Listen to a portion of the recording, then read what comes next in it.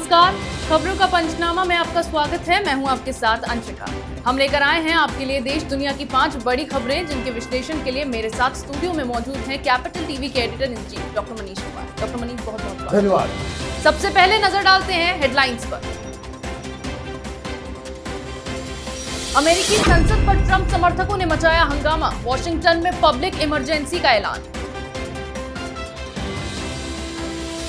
America में हुई हिंसा पर भारत में शुरू हुआ बवाल, विपक्ष ने पीएम मोदी को घेरा। औरंगाबाद एयरपोर्ट का नाम छत्रपति संभाजी करने की मांग, मुख्यमंत्री उद्धव ठाकरे ने केंद्र को लिखा पत्र। ओवैसी की एंट्री से बंगाल इमाम एसोसिएशन हुआ नाराज, कहा धर्म के नाम पर लोगों को बांटते हैं ओवैसी।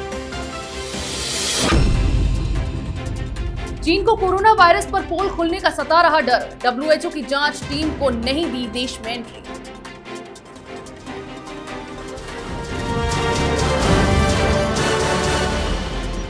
रुक करते हैं पहली खबर का।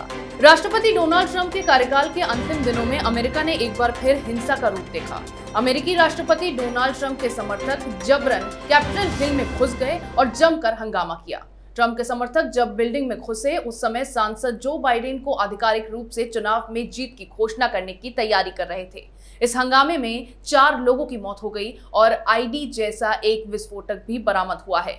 इस हंगामे के बाद अब संसद भवन के अंदर बड़े पैमाने पर सुरक्षा बल तैनात किए गए हैं। वहीं ट्रंप के विरोधियों ने इसे गृहयुद्ध छेड़ने का प्रयास करार दिया है। डॉक्टर मनीष, क्यों इस हंगामे को अंजाम दिया गया अमेरिका में? देखिए, इस हंगामे के लिए, इस हिंसा के लिए अगर कोई जिम्मेदार है तो वो खुद डोनाल्ड ट्रंप है।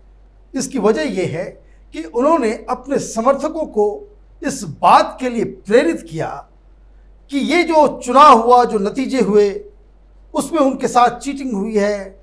वोटिंग में जो है उनके साथ जो एक साजिश के तहत उनको हराया गया है। लोगों ने तो उन्हें वोट दिया, वो जीत भी गए, लेकिन कुछ लोगों ने गड़बड़ियां फैलाई। इस वजह से ये बहुत दिनों से चला आ रहा था और डोनाल्ड ट्रंप लगातार हार मानने के लिए वो राजी नहीं थे। डेमोक्रेसी का पहला उसूल ही यही है कि चुनाव के नतीजे को, जनादेश को, हर लीडर को मानना पड़ता है, और यही वो नहीं कर रहे थे। और इससे पहले भी अमेरिका में आपने देखा किस तरीके से हिंसा भड़की थी जब वो आंदोलन चल रहा था, ब्लैक लाइव्स मैटर, और उस समय से ही, चुनाव के पहले से ही रिपब्लिकन पार्टी के कार्यकर्ता और खास करके जो डोनाल्ड ट्रंप के जो समर्थक हैं, उनको ऐसा लग रहा था कि सारी जो विपक्ष की जो पार्टियां हैं या मीडिया है या फिर अलग अलग एजेंसियां हैं, वो सारे मिलके डोनाल्ड ट्रंप के खिलाफ एक साजिश में शामिल हैं, और इसलिए ट्रंप साहब इसको मानने से वो इनकार कर रहे थे। लेकिन अच्छी बात यह है कि इतनी सारी चीज़ों के बाद आज वहाँ पे संसद के अंदर इसका फैसला होना था, तो रिपब्लिकन पार्टी के लोगों ने ही ट्रंप का साथ छोड़ दिया और अंततोगत्वा आज इस हंगामे के बाद डोनाल्ड ट्रंप को अपनी हार स्वीकार करनी पड़ी। उन्होंने ऐलान किया है कि जो ट्रांसफर ऑफ पावर है वो अब बहुत ही स्मूथ तरीके से होगा। अब चूंकि उन्होंने हार को स्वीकार कर लिया है और सारे प्रदर्शनकारी अपने समर्थकों को अपने घर जाने के लिए कहा है, तो मुझे लग रहा है कि एक दबाव ट्रंप साहब के ऊपर आया कि अमेरिका की डेमोक्रेसी का इतिहास बहुत गौरवशाली रहा है, और ऐसे में वो अपना नाम एक ऐसे प्रेसिडेंट के रूप में नहीं याद रखवाना चाहेंगे जिसने जनादेश का पालन नहीं किया। चलिए रुक करते हैं अगली खबर की ओर। अमेरिका में हुई हिंसा के बाद दुनिया भर में हलचल मच गई है। कई बड़े नेता कैपिटल हिल में भड़की हिंसा से निराश हुए हैं। बराक ओबामा, बिल क्लिंटन सहित पीएम मोदी ने इस हंगामे की निंदा की है, लेकिन इस बीच भी भारत का विपक्ष अपनी राजनीति करने से बाज नहीं आया। अमेरिका में हुए दंगों के बाद विपक्ष ने पीएम मोदी को घेरा। कांग्रेसी नेता दिग्विजय सिंह ने ट्वीट करते हुए लिखा कि जो ट्रंप अमेरिका में कर रहे हैं वही मोदी भारत में कर रहे हैं। इसी तरह अधीर रंजन चौधरी ने भी पीएम मोदी को अमेरिका में ट्वीट के जरिए घेरा। डॉक्टर मनीष, अब अमेरिका में अगर हंगामा हुआ तो यहां विपक्ष क्यों पीएम मोदी को घेर रहा है? देखिए, बहुत सारे लोग पीएम मोदी के हर ट्वीट को बहुत ही माइक्रोस्कोप लगा के देखते हैं, और ये विपक्षी पार्टियों की और खास करके ये जो लेफ्ट लिबरल कबाल है, कांग्रेस के जो लीडर्स हैं, प्रधानमंत्री मोदी जब भी किसी इंटरनेशनल इश्यूज के ऊपर फौरन ट्वीट करते हैं, कोई अपनी राय देते हैं, इनको मिर्ची लग जाती है। अब मैं आपको बता दूं, अगर कांग्रेस पार्टी यहां पे होती तो कांग्रेस पार्टी की तरफ से कोई रिएक्शन नहीं दिया गया होता। ये इंतजार करते। कभी आपने सुना है कि कोई दुनिया में कोई कंट्रोवर्सी किसी देश में चल रही हो और हिंदुस्तान का प्रधानमंत्री उसमें फौरन बाकी सारे लोगों से पहले अपनी कोई राय दे रहा हो?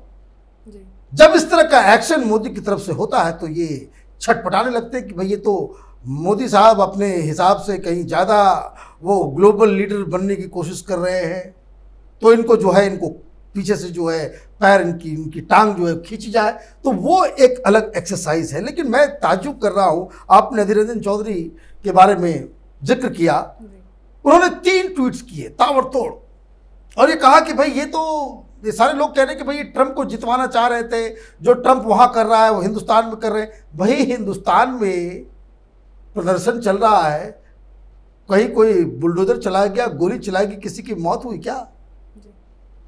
और जिस तरीके से चाहे वो शाहीन बाग हो, चाहे वो किसानों का आंदोलन चल रहा हो, इसमें तो जरा सा भी कहीं नजर ये नहीं आता कि भाई कोई डेमोक्रेसी की कोई लैक कर रहा हो। लेकिन इस कांग्रेस पार्टी के लोकसभा में जो लीडर हैं, इनकी दलाली का एक अजीबोगरीब नमूना, वो कांग्रेस पार्टी मोदी के हेट में वो देशद्रोह पे उतर आती है। अब देखिए इनका जो तीसरा ट्वीट है, वो ट्वीट अभी भी है, आप जाकर के देखिएगा। 3 ट्वीट उन्होंने किया था जिसमें लिखा कि भाई कि ट्रंप को इस तरह से समर्थन नहीं देना चाहिए था, और 3rd ट्वीट में वो लिखते हैं कि similarly he should have been more circumspect in dealing with the premier of China. Had it been done, Ladakh episode would not have occurred. अब ये देश की विपक्ष के लोकसभा में लीडर का बयान है। वो ये कह रहा है कि जिस तरह से ट्रंप के साथ आपने दोस्ती की, उसी तरीके से आपको चीन के साथ भी दोस्ती रखनी थी। आप चीन के एजेंट बने हुए हो। कांग्रेस पार्टी को चीन की सरकार से, कम्युनिस्ट पार्टी से पैसे आते हैं तो आप उसकी दलाली शुरू कर दोगे। आपके इस सेंटेंस का क्या मतलब है कि आपको चीन के साथ दोस्ती रखनी थी तो कम से कम ये लद्दाख वाला सिचुएशन नहीं होता। भाई आपके ही प्रधानमंत्री जवाहरलाल नेहरू ने दोस्ती तो की थी, नारा दिया था हिंदी चीनी भाई भाई। हजारों एकड़ जमीन जो है वो चाइना खा गया, फिर ये कैसे क्या हुआ?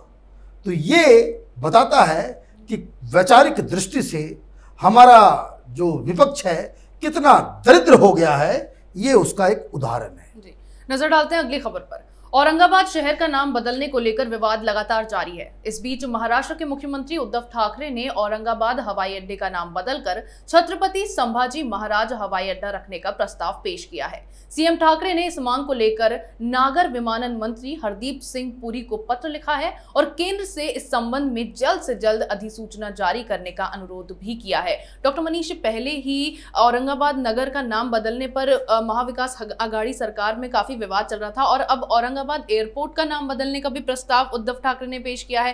क्या इससे और इनके हालात अब बिगड़ने वाले हैं? देखिए, उद्धव ठाकरे अपनी ही जाल में फंस गए हैं। यहां 2 चीजें हैं।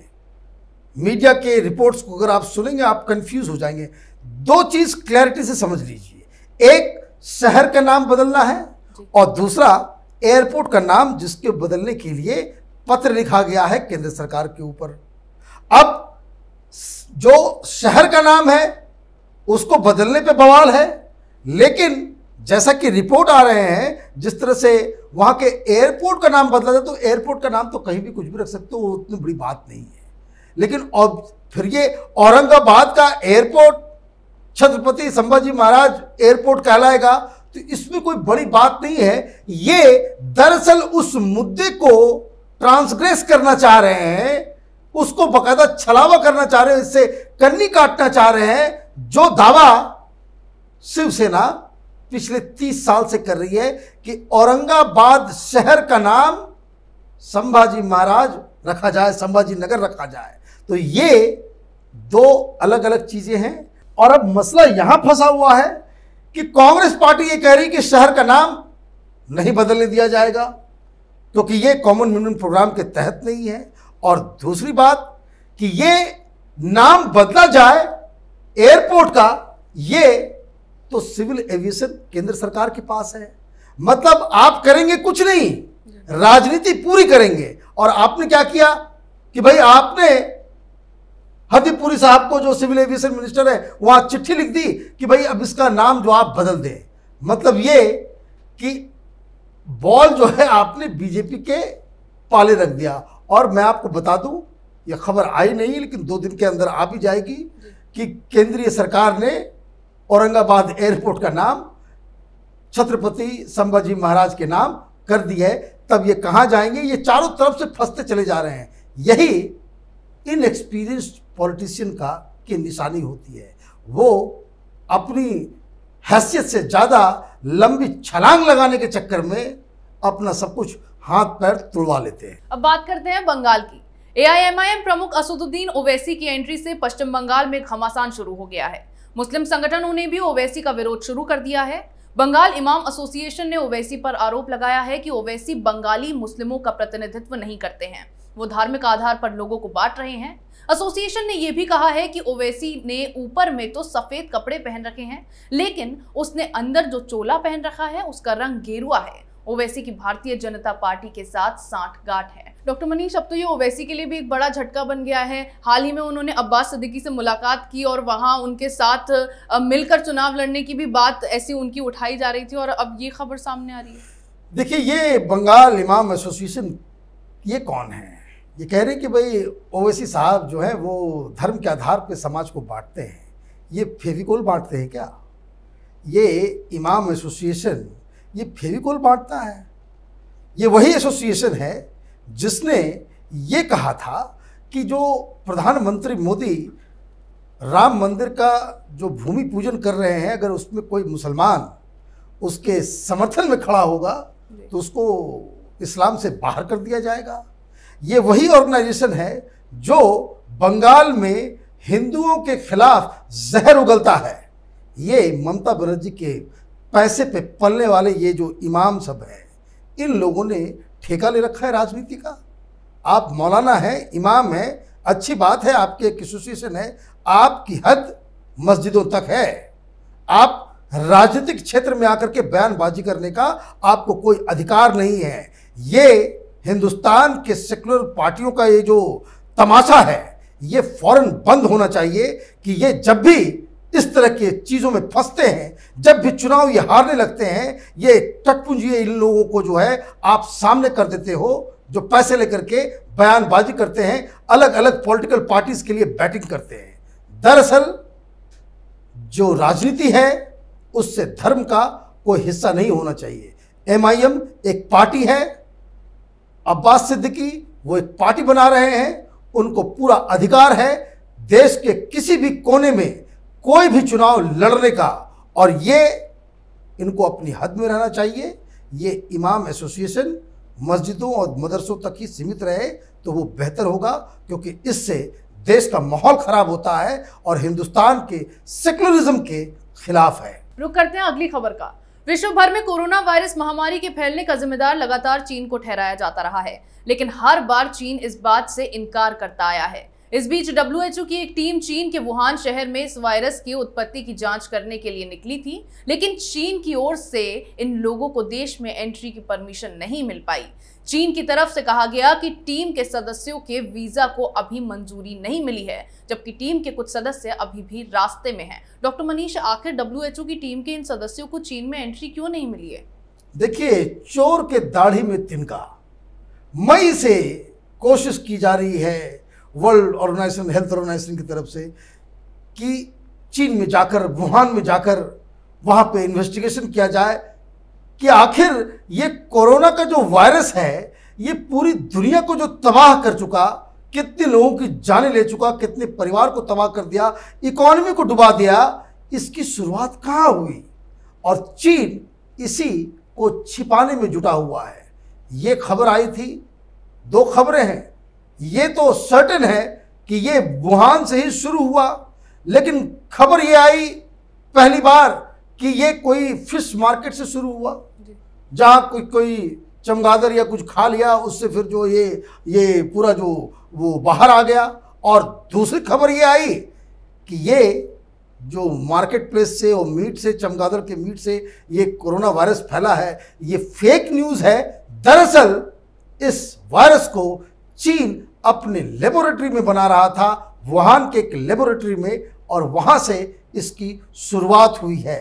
अब दुनिया ये जानना चाहती है कि इतनी बड़ी महामारी जिससे पूरी दुनिया थम सी गई, उसकी शुरुआत कहाँ हुई। और चीन अपने कुकर्मों को छिपाने में जुटा हुआ है। वो वर्ल्ड की तमाम एजेंसियों को, पत्रकारों को और जितनी भी जांच एजेंसियां हैं, सबको गुमराह करने में जुटा हुआ है। मतलब साफ है कि जैसे ही दुनिया को ये मालूम चलेगा कि इस कोरोना वायरस के लिए चीन जिम्मेदार है, तो उसके ऊपर, उसके खिलाफ कई सारी कार्रवाई अपने आप होनी शुरू हो जाएगी। और यही डर की वजह से वो वीज़ा नहीं दे रहा है। जी डॉक्टर मनीष, देश दुनिया की तमाम बड़ी खबरों पर हमारे साथ बातचीत के लिए आपका बहुत बहुत धन्यवाद। Thank you.